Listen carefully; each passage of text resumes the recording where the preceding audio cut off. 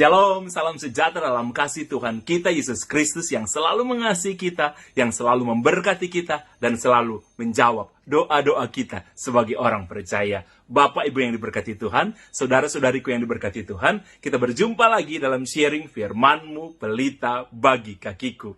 Mari sama-sama kita buka firman Tuhan hari ini yang saya ambil dalam Lukas pasal yang ke-8. Sekali lagi, Lukas pasal yang ke-8 ayat ke-43 sampai ayat yang ke-48.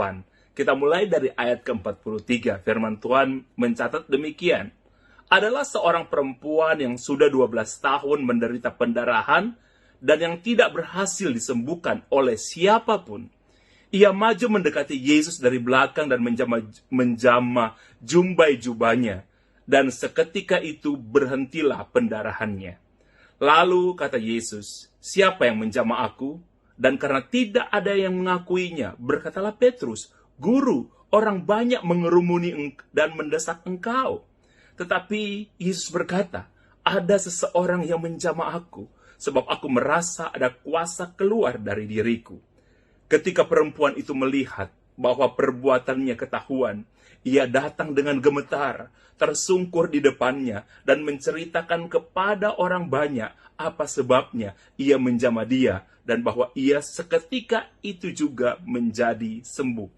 Maka katanya kepada perempuan itu, "Hai anakku, imanmu telah menyelamatkan engkau, pergilah dengan selamat." Bapak Ibu yang diberkati Tuhan, kisah ini sangat terkenal, ditulis dalam 3 Injil tentang seorang wanita yang 12 tahun menderita sakit pendarahan. 12 tahun. Dan firman Tuhan mengatakan bahwa dia telah mencari segala daya upaya dan tidak ada satupun dari segala usahanya dia yang bisa menyembuhkan sakit pendarahan. Saudara, di zaman itu bagi orang Yahudi, sakit pendarahan, seorang wanita yang mengalami pendarahan normalnya, seorang wanita sebulan sekali dia akan mengalami pendarahan. Dan bagi seorang wanita yang sedang mengalami pendarahan atau istilahnya haid, makanya dia dianggap najis. Jadi dia nggak boleh keluar untuk bertemu dengan orang atau bersentuhan dengan orang karena dianggap najis. Itu sebulan sekali. Nah, wanita ini selama 12 tahun dia menderita pendarahan setiap hari. Dan dia berarti saudara, dia jadi najis setiap hari. Makanya ketika dia mendengar tentang Yesus, dia tidak datang kepada Yesus berseru dan menceritakan persoalannya dia. Karena dia merasa dia najis, dia merasa dia tidak layak. Tapi dia percaya kepada Yesus. Dia telah mendengar kuasa Yesus. Dia telah mendengar mujizat apa yang Yesus pernah lakukan. Makanya saudara, dia mendekati Yesus dari belakang. Dan dia berusaha menjamah jubah Yesus. Di bagian lain di firman Tuhan ini, saudara, dikatakan bahwa wanita ini punya iman begini, asal ku jamah jubahnya, aku pasti sembuh. Saudara, wanita yang sakit pendarahan ini karena dia malu dengan keadaannya, dan orang juga tidak akan mendekati dia kalau tahu dia seorang perempuan yang pendarahan dan dianggap najis bagi orang Yahudi. Makanya wanita ini mencari cara mendekati Yesus. Dengan cara dia datang dari belakang dan dia jamah jubahnya Yesus. Saudara, yang berkuasa itu bukan jubahnya Yesus. Jadi, jubah Yesus itu hanyalah alat bagi wanita ini untuk percaya bahwa dia akan disembuhkan lewat dia menjamah jubah Yesus. Tapi saudara, yang paling utama bukan jubah Yesus, tapi kepercayaannya wanita ini, imannya wanita ini dengan Yesus. Jadi jubah itu hanyalah wadah. Seperti kayak gini saudara, kalau saudara pernah ke Yerusalem, saya sendiri kalau saya ke Yerusalem, tempat favorit saya untuk berdoa salah satunya saudara adalah tembok ratapan. Sebenarnya kita bukan berdoa kepada tembok itu, bukan saudara, bukan. Tapi di tembok itu saudara, di tembok itu memang bagi saya secara pribadi, dan biasanya saya sharingkan kepada orang kalau kami membawa orang ke Israel, itu memang yang beda itu atmosfernya. Jadi kami berdoa bukan kepada tembok itu, kami berdoa kepada Yesus, tapi atmosfernya yang membantu kami untuk bisa berdoa. Demikian pun kalau saudara ada perbedaan kan ketika saudara berdoa di rumah dan ketika saudara berdoa di ruangan khusus untuk berdoa, mungkin yang ada di gereja atau ruangan doa atau bukit doa. Saudara, sama kita berdoa, yang beda itu atmosfernya. Jadi ruang doa itu hanya sebagai alat, sebagai tempat saja. Tapi iman saudara bukan di ruangan doa. Iman saudara tetap kepada Yesus. Jadi yang berkuasa bukan jubahnya Yesus. Yang berkuasa itu Yesusnya. Jadi saudara, wanita ini dia percaya asal dia jamah jubah Yesus, maka dia akan sembuh. Dan akhirnya memang dia sembuh, saudara. Dan ketika Yesus merasa ada kuasa yang keluar, Yesus nggak berbicara, Yesus nggak jamah dia yang jamah Yesus. Dan perempuan ini sembuh. Saudara yang diberkati Tuhan, dengarkan dengan baik, ada banyak cara Tuhan melakukan mujizat. Ada banyak cara orang menerima mujizat. Ya, ada orang ketika Yesus lewat, mereka berteriak-teriak minta disembuhkan. Ada orang juga, saudara, disembuhkan dengan cara, saudara, ketika Yesus sedang berbicara, kemudian rumah itu penuh, mereka membawa orang lumpuh untuk disembuhkan, mereka tidak bisa masuk, mereka membongkar atap rumah, kemudian mereka menurunkan orang sakit itu, dan Yesus menyembuhkan orang sakit itu. Ada banyak cara. Yang paling penting, saudara, bukan caranya, tapi iman.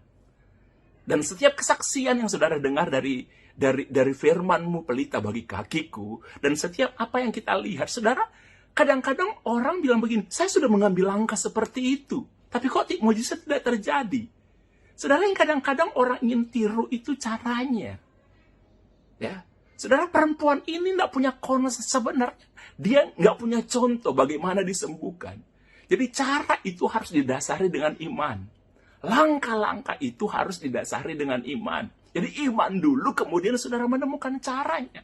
Bukan cara dulu, baru iman. Jadi perempuan ini beriman. Kemudian dia menemukan cara. Asal ku jamah jubahnya, maka aku akan sembuh. Banyak kadang-kadang kita, saudara, meniru sebuah langkah, step. 3 langkah untuk menerima mujizat. Saudara, yang paling penting itu bukan langkahnya. Ya, karena setiap orang yang saudara lihat di Alkitab yang menerima mujizat, menerima hal yang luar biasa, itu yang penting imannya. Makanya ketika Yesus menyembuhkan begitu banyak orang, Yesus selalu mengatakan seperti yang dikatakan kepada perempuan ini juga, imanmu telah menyelamatkan engkau. Jadi iman dia kepada Yesus, jubah ini cuma sarana. Jadi bukan jubahnya yang sakti, saudara. Tapi jubah itu hanya sarana. Dan perempuan ini menerima mujizat.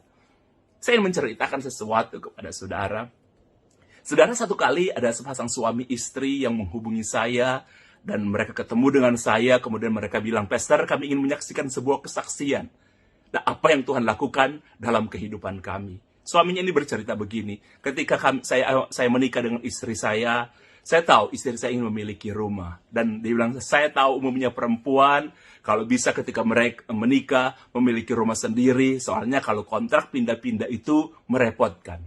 Tapi Bapak ini cerita begini, Pastor, waktu saya akan menikah dengan istri saya bilang, kamu jangan berharap punya rumah secara cepat.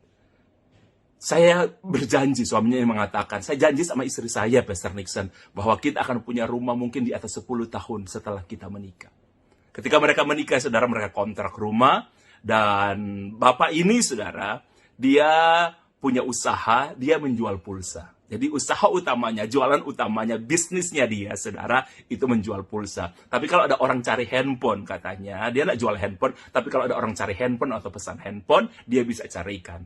Di samping itu juga dia dikenal beberapa orang, kalau ingin cari barang apa, saudara, dia bisa berusaha untuk cari, orang itu tinggal tunggu aja, bayar, dan dia carikan. Bukan hanya handphone, yang lain-lainnya juga. Nah, dia bilang begini, saya nggak pernah punya kepikiran waktu itu, Pastor, akan punya rumah secara cepat. Karena usaha saya hanya jualan handphone. Satu kali hanya jualan pulsa. Satu kali ketika saya dengar khotbahnya Pastor, di akhir khotbahnya Pastor mengatakan, saya ingin mendoakan orang yang ingin punya rumah. Saya nggak tahu kenapa sebelum-sebelumnya, bahkan waktu sebelum saya datang ke ibadah, saya nggak pernah berpikir untuk punya rumah dalam waktu dekat. Tapi ketika Pastor menantang semua orang, siapa yang ingin punya rumah, kita akan berdoa bersama-sama. Saya dan istri itu secara spontan kami angkat tangan. Dan Pastor bilang begini, tahun ini juga saudara akan punya rumah. Saya amenkan apa yang pastor katakan. Istri saya juga amenkan. Jadi setelah pulang gereja siang itu, saya dan istri nggak cari langsung makan. Kami keliling di sebuah kompleks rumah yang kami tahu rumahnya itu bukan hanya ratusan juta, tapi miliaran harganya. Kami cari. Akhirnya kami ketemu. Ada sebuah rumah yang kami suka, ada sebuah rumah yang kami tertarik untuk kami beli. Dan rumah itu memang ditulis dijual. Kami telepon dan singkat cerita, saudara, akhirnya mereka bisa ketemu dengan pemilik rumah itu. Dan pemilik rumah itu mengatakan kepada mereka, rumah itu baru selesai, baru sebulan jadi, dan baru saja saya pasarkan. Kemudian suami istri ini kata mengatakan, Pak, kami ingin membeli rumah itu. Mereka tanya, harganya berapa? Bapak bilang, ya saya buka harga rumah itu masih bisa dinego 2,7 M. Saudara, sangat-sangat di luar jangkauan harga mereka. Mereka bilang, Pak, kami tertarik dengan rumah itu. Kami ingin beli. Dan oke, Bapak itu bilang begini aja, kalau kalian tertarik, berikan aja dulu uang muka. Nanti kalau prosesnya selanjutnya, nanti kita bisa bicarakan.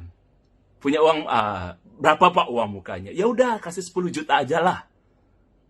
Saudara, Bapak ini bilang begini kepada pemilik rumah itu, Pak, saya nggak punya uang 10 juta. Loh, terus kamu punya uang berapa? Ya, saya di dompet cuma ada 600.000, Pak. Ya udah nggak apa-apa, saya tunggu. Kamu boleh ambil di bank dan lain atau di mana? Nggak ada, Pak. Di bank pun saya hanya punya beberapa ratus ribu aja. Jadi uang yang saya punya 600.000. Bapak ini ketawa, terus kamu kerjanya apa? Saya jualan pulsa. Terus kamu ambil uang dari mana? Saya tertarik dan saya berdoa, saya punya iman, saya bisa beli rumahnya Bapak. Bapak ini ketawa, tapi ketika mereka ngomong-ngomong, katanya akhirnya tahu bahwa Bapak pemilik rumah ini adalah seorang diaken di sebuah gereja, bekerja di seorang diaken di sebuah gereja. Akhirnya karena mungkin kasihan, Bapak itu bilang begini, oke, kamu bayar 600.000, selama seminggu saya tahan rumah ini untuk saya tidak pasarkan dulu, tapi dalam waktu seminggu saya tunggu kamu, kalau kamu tidak bisa memberikan 10 juta, saya akan jual rumah ini. Dan saya hanguskan loh uang 600.000 kamu. Oke Pak, diambil dari dompetnya, 600.000 dia serahkan.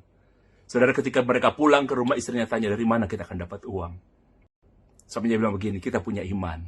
Kita dengar khotbah, dan iman itu lahir di hati kamu dan hati saya. Dia berkatakan kepada istrinya seperti itu, nggak tahu bagaimana caranya, saudara. Tapi mereka bilang, iman kami sangat-sangat beriman. Kami akan dapat, saudara. Kemudian, saudara, dia bilang, mulai besoknya ketika dia buka kios untuk jual pulsa, nah, dan dia, saudara, beberapa orang memang suka pesan barang sama dia. Tiba-tiba ada seseorang yang datang, seorang Pak Haji, saudara datang ke dia, tolong kamu carikan barang ini ya. Ada daftarnya, saudara. Dia periksa, gimana? Bisa? Nanti, Pak, sore saya ke rumah Bapak, saya periksa dulu, bisa nggak ada semua barang-barang pesanan Bapak ini? Kemudian sorenya, saudara, ketika dia periksa, dia cari informasi dan lain sebagainya, harus ambil dari berbagai macam tempat, dan akhirnya dia sanggupi, sorenya dia datang, Pak, bisa Pak? Dan transaksinya, saudara, itu nilainya miliaran. Semua barangnya itu. Dia bilang, Pak, saya butuh beberapa waktu, Pak, seperti ini.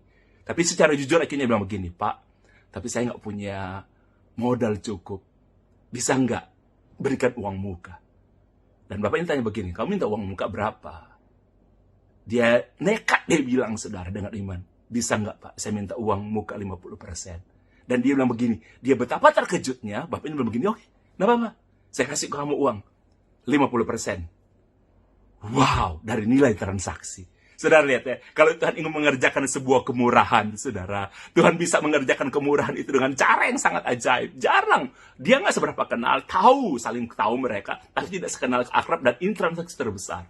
Selanjutnya, saudara, ada orang juga datang minta cari barang, dan bilang, dalam seminggu itu tiap hari ada beberapa orang yang minta cari barang. Selama ini orang tahu dan minta cari barang sama dia, tapi itu sangat luar biasa. Dan transaksinya, saudara, itu cukup besar. Dan pada akhirnya, saudara, dia bisa membayar. Bahkan dia bisa membayar dalam 1 minggu, bukan hanya sekedar 10 juta, tapi dia bisa membayar lebih. Saudara, singkat cerita, pada akhirnya, saudara, dia bisa memberi rumah itu lunas.